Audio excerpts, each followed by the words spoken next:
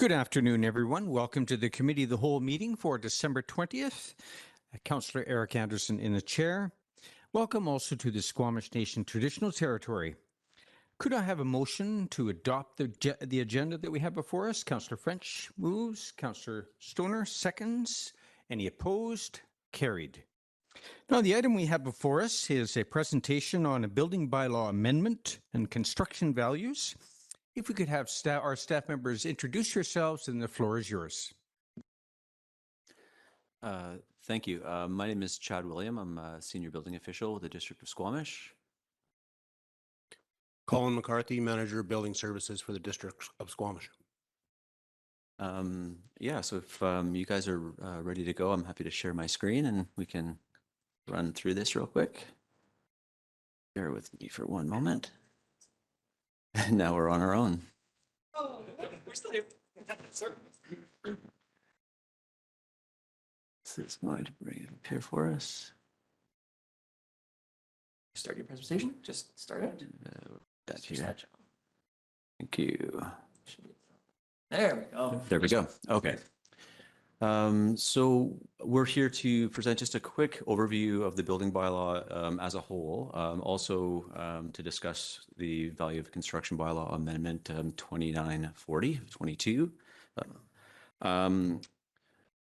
What we've done is we've had a quick look at some other communities within the area to compare the definition of construction values as it relates to building permits, and what we've come across through we've come across quite a bit recently is the language within our own bylaw is causing some confusion. So it's a fairly simple change, but what we're trying to do is to keep some consistency and remove some of that confusion is the objective. So we have looked at a number of other bylaws to see sort of that we're on the right path, and most other communities refer to value of construction, and that is the finished value of a project once it's complete. And that's usually in line with how we calculate any project, and that was the intent of the original language, but we refer to it currently as cost of construction, and that cost is subjective. There's some variable there, and that's what's causing some confusion within the bylaw. People, two people building the same or identical houses, referring to cost of construction. One person may feel like they can build it for significantly less than someone else, and then the permit values are reflected in that. So the intent is to remove the language of cost and refer back to value, which was always the plan. I think was always the intent, or that's how we've interpreted the bylaw. But this is what we're bringing forward this evening. So what we've done is we've just did a quick overview of what the building bylaw is and isn't, and I think it's a refresher for us too. It's forced us to look at it a little bit more. So the bylaw establishes the requirements and the authorization for staff and for the public applicants when applying and issuing building permits. The bylaw is very closely tied to the BC Building Code, so that when the BC Building Code changes every 5 to 7 years, the bylaw stays current. It just stays sort of on track with the BC Building Code. The bylaw is the who is responsible for what, the when do I need permits, and what inspections do I call for. It's sort of a framework of how to reference that when applying. It's also a tool that we use as enforcement when the requirements of the bylaw aren't met, and that's got limitations. It's just sort of a baseline, and this includes things like fines, orders, etc. Staff will likely come to council, and some of council, I'm sure, has seen us before, where voluntary compliance on issues don't come to fruition. We end up here asking for some support on things like placing notices on title or further enforcement action where necessary. And that's been an effective tool. What the bylaw does not do is it does not apply to existing structures unless those structures are the subject of an alteration or an addition or a change of use, i.e. a single family home becoming a commercial use, something along those lines. Then the bylaw does apply. It does not apply when a building falls into disrepair or is in the subject of a tenant dispute. We do get a lot of phone calls, and there is some misinterpretation on sort of what our authority is or what the bylaw allows. And like I mentioned, there are times when the bylaws or the enforcement that we're looking for help with is outside of the scope. So you will likely see us from time to time on placing notices on title and that sort of stuff. If there are any questions on the bylaw itself, my colleague and I are happy to answer those. Thank you, Mr. William.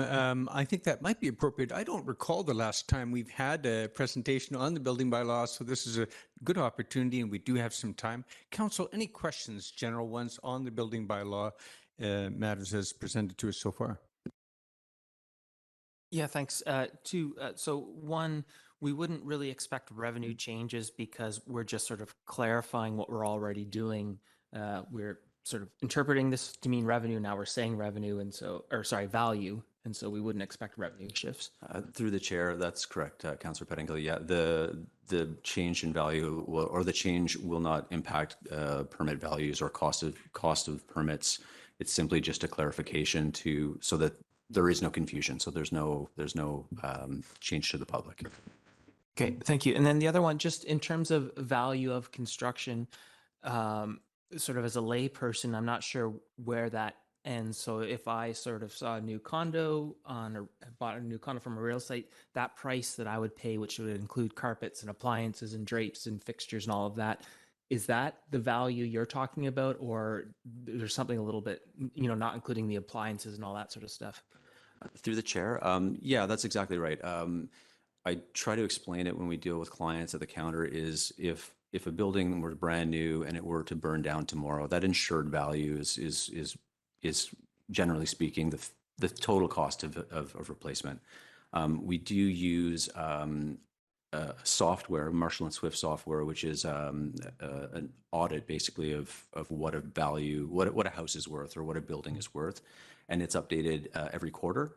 We also use a costing guide, which is sort of the BC standard for what a house might be worth to build per square foot today.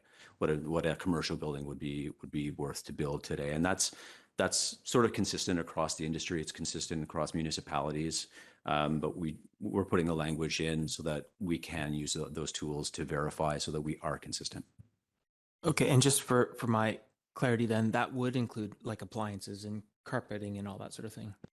Through the chair, yes, that's correct. Yeah, it would include overall cost of construction. That's correct.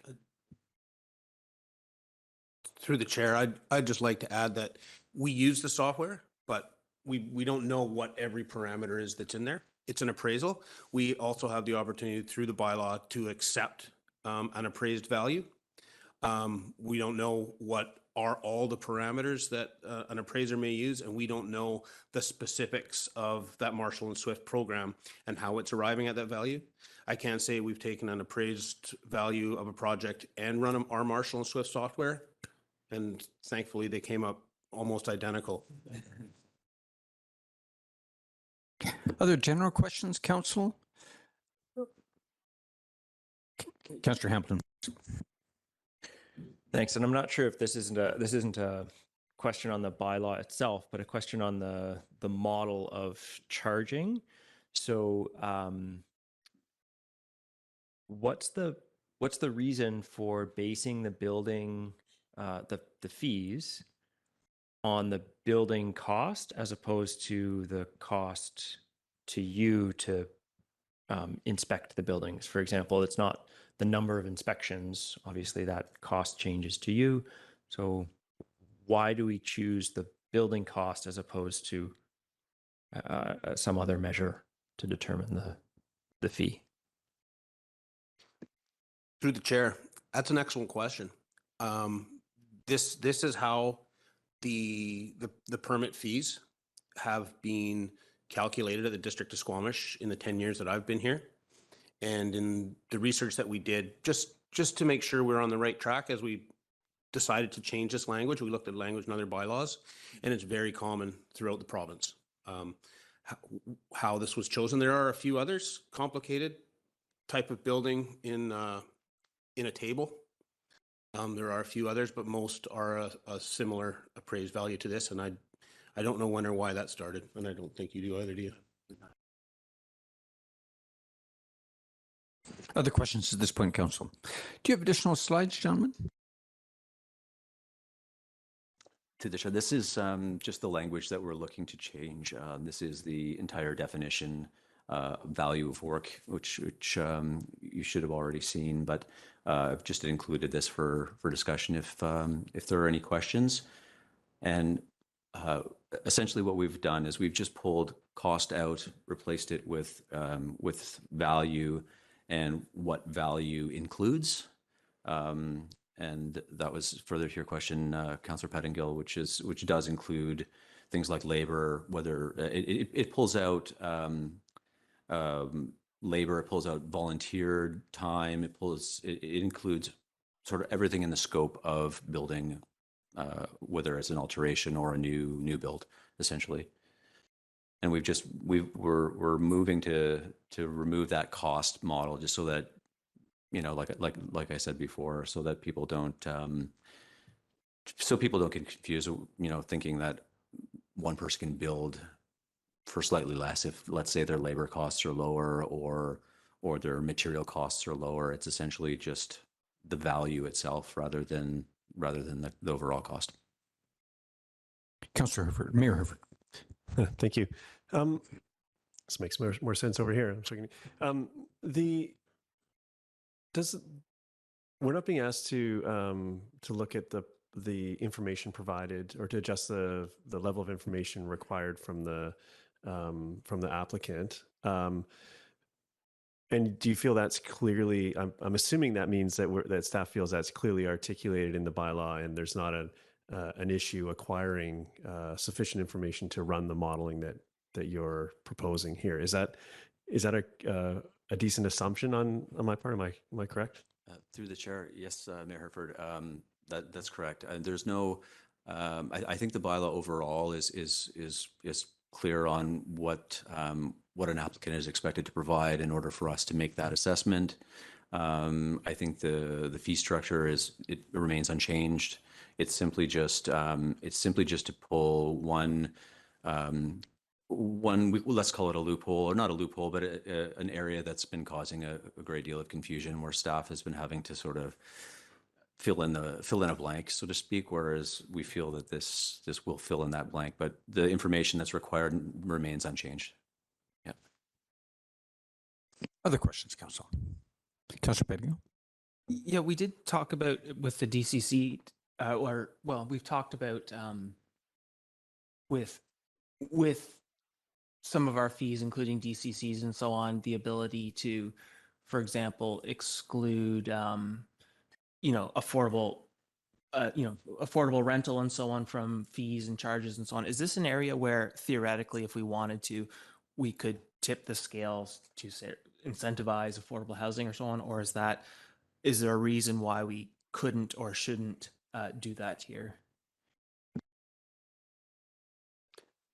I don't want to go too far into the fees and charges bylaw, but once a value is established, how that value is treated varies.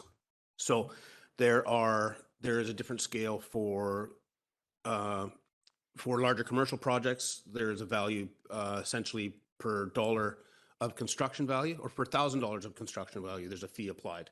And that varies depending on the type of project. There are multiple types of projects, and there are also occasionally exemptions, et cetera. And I looked as though Gary might want to speak to that.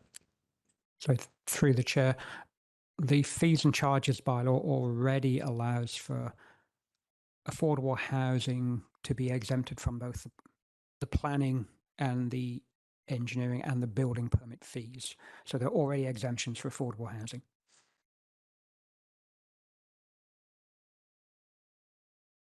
If no other questions, I have. Oh, Councillor Stoner, please.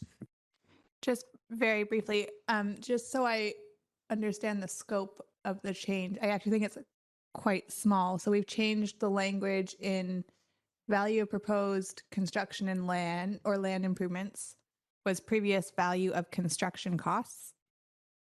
Through the chair, that's correct. That's the essence of the change here. Yes, it's very small scope. Great. Thank you very much.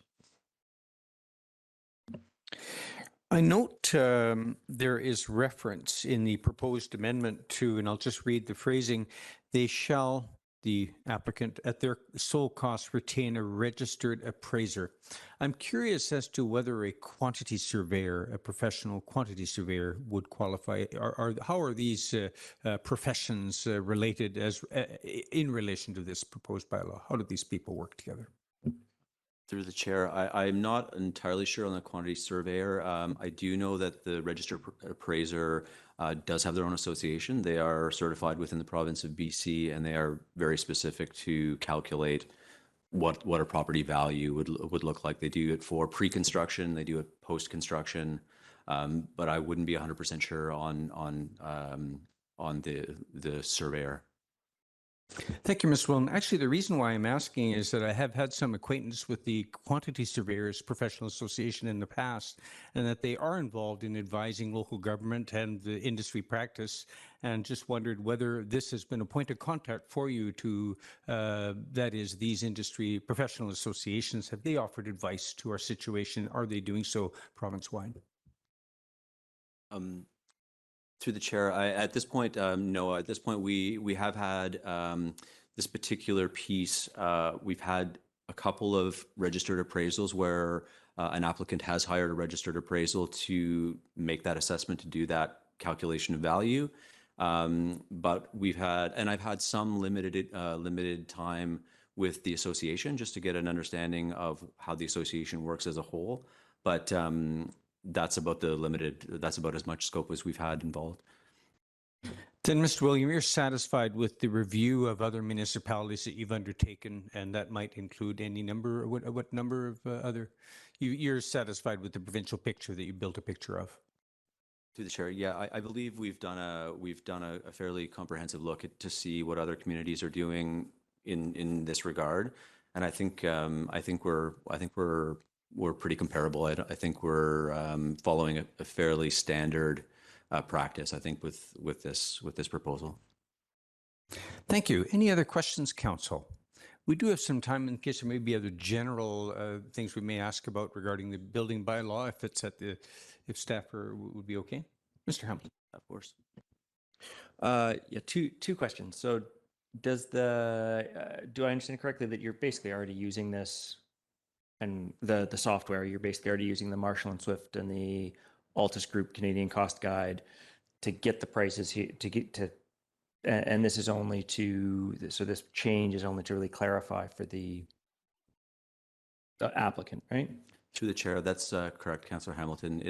We do use Marshall and Swift quite regularly. Usually we do a quarterly review of certain building types. We also do reference the Altus Costing Guide, which is an annual report that comes out, and it does break down various areas throughout the province. It gives us a benchmark, but this is really just to further standardize that. But yeah, we are using it on the regular.